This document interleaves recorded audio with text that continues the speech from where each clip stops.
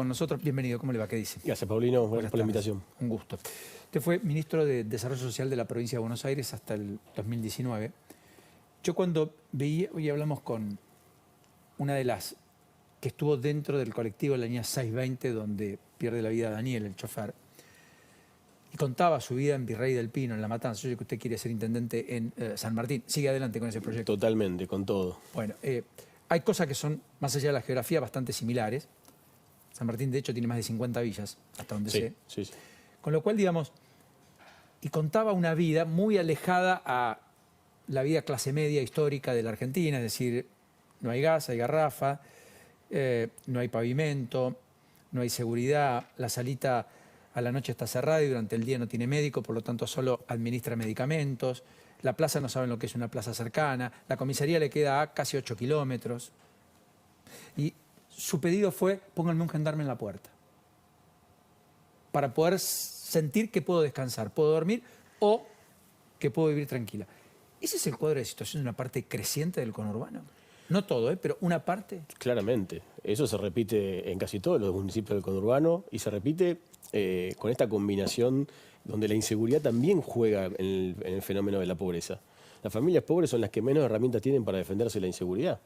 Vos vas a cualquier barrio hoy, y te hablo de San Martín porque es mi municipio, pero puede pasar en otro lado, alarmas vecinales que pagan los vecinos, sistemas de alerta que pagan los vecinos, cámaras, vas a una casa muy humilde y tiene camaritas por todos lados, y vos fíjate el nivel de resignación que genera. Te hablaba una señora en un barrio llamado Billinghurst, y me decía, digo, ¿cómo está el tema de la seguridad?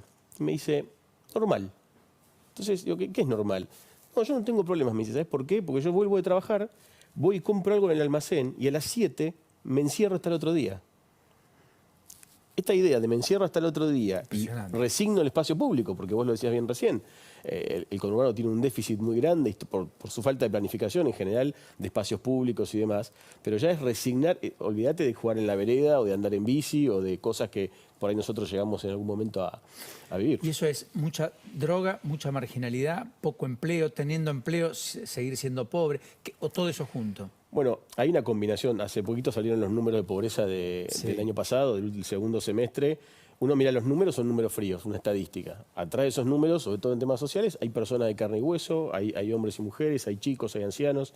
Cuando vos ves 38 millones de personas de un país de 46, estamos hablando que dentro de esos 38 hay 3.700.000 que son indigentes. Y la indigencia es básicamente la supervivencia, es aquel que solo ni siquiera llega a lo básico para alimentarse. Olvídate de transporte, olvídate de vestimenta, olvídate, es decir, una situación realmente crítica y un proceso que viene, el último índice da 38,2 a nivel nacional, pero en el conurbano es del 45. Sí, 39,2, pero da 45 en el conurbano. Y efectivamente, cuando uno mira debajo de los 17 años, 54. De los 14 están los 54%, es decir, más de la mitad de los chicos del conurbano. Además que más de la mitad de los pobres totales de la Argentina están en el conurbano. Claramente. Más del total, más de 1 de cada 2 pobres en todo el país están viviendo hoy en ese conurbano que describía Cristina. Sí, y podemos hablar y discutir mucho tiempo cómo se mide la pobreza. Hoy la pobreza en la Argentina se mide por ingreso, es decir, se crea una línea de pobreza que dice una familia de 4 personas, si tiene 177.000, un peso, ya no es pobre. Si tiene 169.999, es pobre. Y ahí juegan un montón de factores. Vos lo decías recién. Cuando vos vivís en un barrio que no tiene agua y cloaca, tenés que pagar un camión atmosférico. Eso es un gasto extra. Cuando vos vivís en un barrio que para ir a tomar el colectivo a la avenida tenés que tomarte un remis porque si no te roban, es un gasto extra. Es decir, hay un montón de cuestiones que se vinculan en lo que es pobreza estructural que hace que la línea sea mucho peor, digamos. Ahora, usted fue ministro de Desarrollo Social de la provincia. ¿Por dónde se empieza? Porque al final del camino, todo lo que hemos vivenciado en los últimos 10 años, una década perdida, por multiplicidad de razones, con una economía estancada y con un país que está con microestallidos crecientes, como los vemos casi todo el tiempo, uno tiene la sensación de que estamos al límite, estamos al borde del precipicio, digamos. Sí, yo creo que se está dando un fenómeno que no es la explosión hacia afuera o el estallido, que es un tema que siempre se habla, por ahí pensando en otras épocas, en 2001, pero sí hay una implosión social.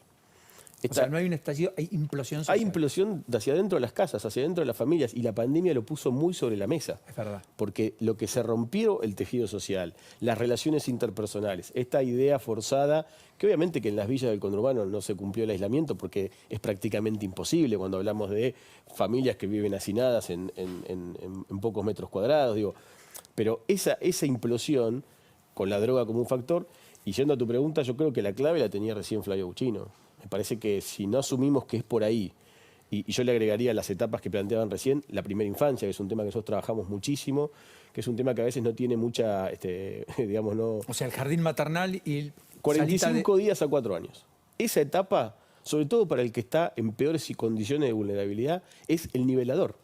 Porque después la escuela primaria puede recibir, como decían recién, hay que actualizar currículo, hay que cambiar contenidos, pero si no tuvo los micronutrientes necesarios, si no tuvo la alimentación indispensable, si no tuvo la lactancia materna, si no tuvo las condiciones elementales de higiene, etcétera, en ese interregno de los 45 días a los 4 años, su capacidad de aprender a aprender, que es la escuela moderna, va a estar deteriorada. Es muy difícil y hay muchas cuestiones que tienen que ver con, vos hablabas de inteligencia emocional, es decir, el desarrollo que se puede generar en chicos de 45 días a 4 años para permitirles salir y competir en igualdad de condiciones, largar la carrera desde un lugar de igualdad, es central. Y eso debiera ser, nosotros hicimos mucho en su momento, me tocó hacerlo en la ciudad de Buenos Aires con María Eugenia Vidal, hicimos en la provincia de La Nación, pero esa debiera ser la gran política pública donde realmente debiéramos todos decir, bueno, mira, esto no tiene nada que ver con lo partidario. ¿Y eso es posible?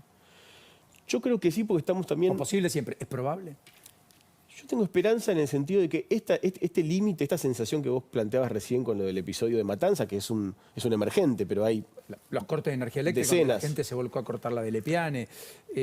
Estamos, Rosario, en su momento, hoy.